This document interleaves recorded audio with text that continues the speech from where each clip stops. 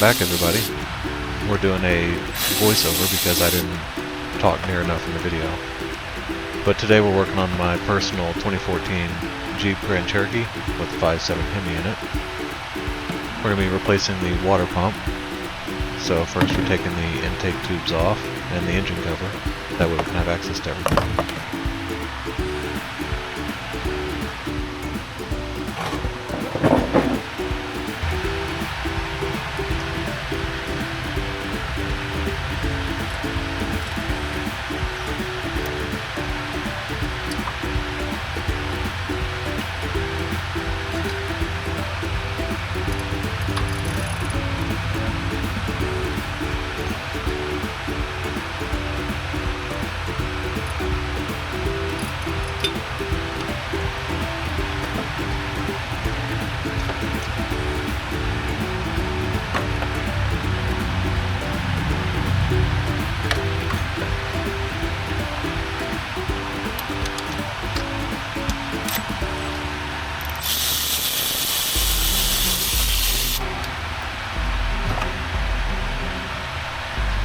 We've already pulled the fan belt off.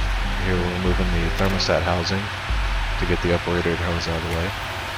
And removing the old thermostat to replace with a new 180-degree thermostat. And then we're going to remove the water pump bolts, the tensioner, and the idler pulley.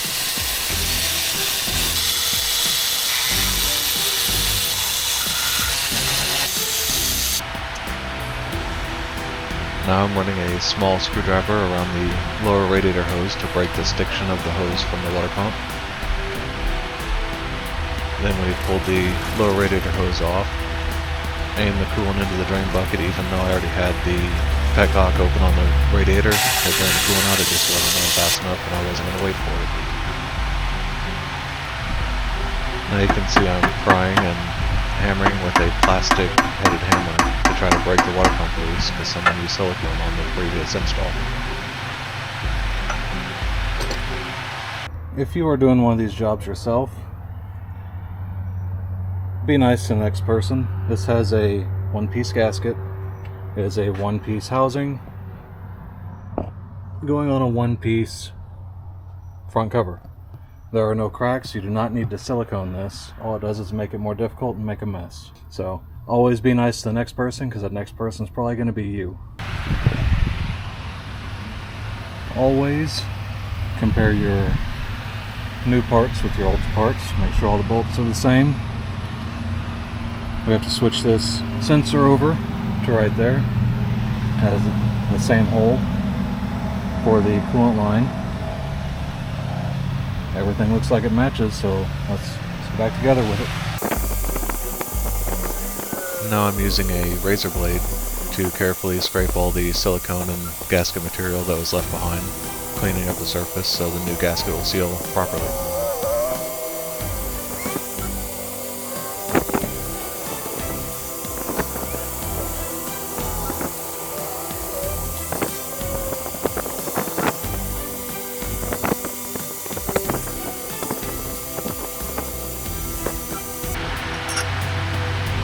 And now we just reverse the process.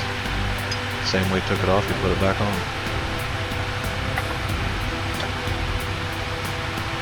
I'm being cautious here, taking my time to get it lined up, making sure I don't knock the gasket out of this groove on the backside of the water pump.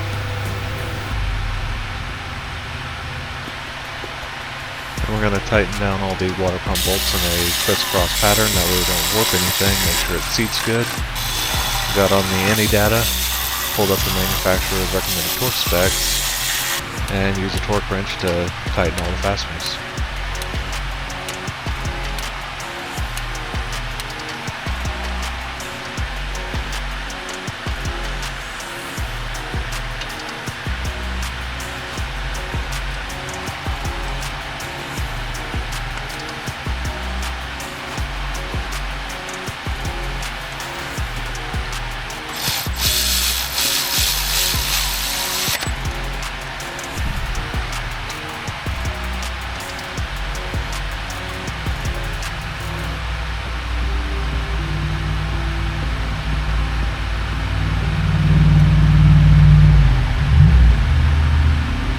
going through here, making sure the belt is properly aligned with all the ribs on all the grooves with the pulleys.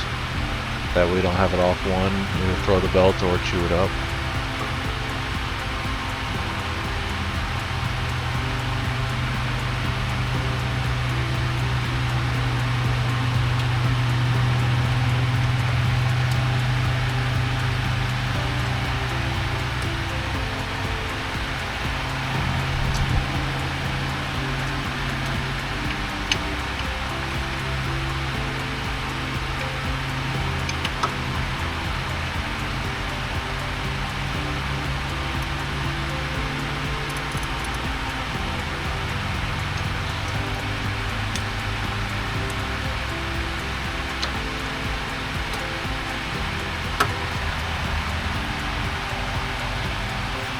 Then we're going to put the upper hose back into its place, grab the new Mishimoto 180-degree thermostat, make sure the bleeder hole, the little jiggler, is at the top of the thermostat so no air gets trapped in the system and it lets it bleed out properly.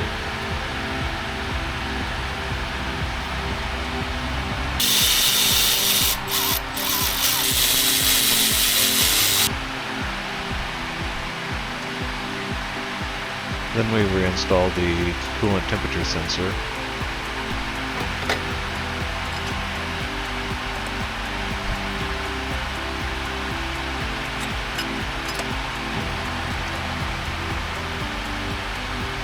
You just want to make sure it's snug so it gets a good seal. You don't want to crank down on it too hard and possibly snap it off in the water pump and have to do the job all over again.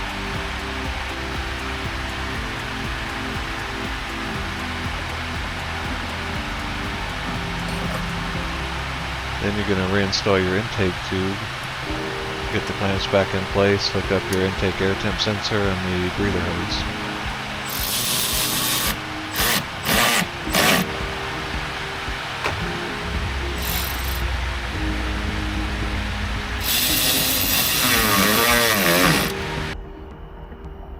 Now for the fun part of the operation, refilling and bleeding. If you have never used one of these bleeder kits, they are life-changing. It uses shop air to make a vacuum, and then uses that vacuum to pull the coolant into the engine, so you don't have to bleed it, you don't have to burp it, you don't have to worry about air pockets getting in there because the vacuum will pull all that air out.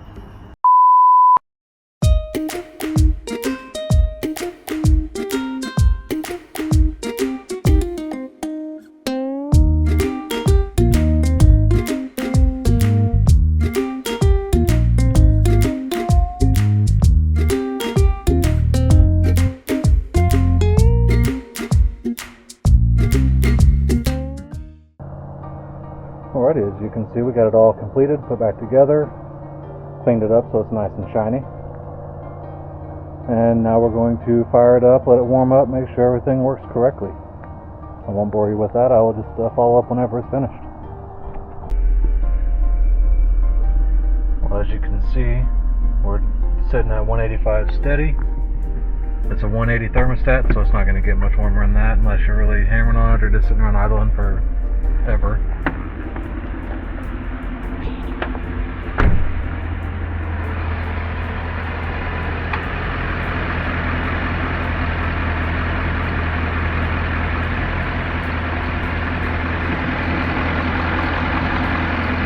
We don't have any leaks, everything appears to be good to go.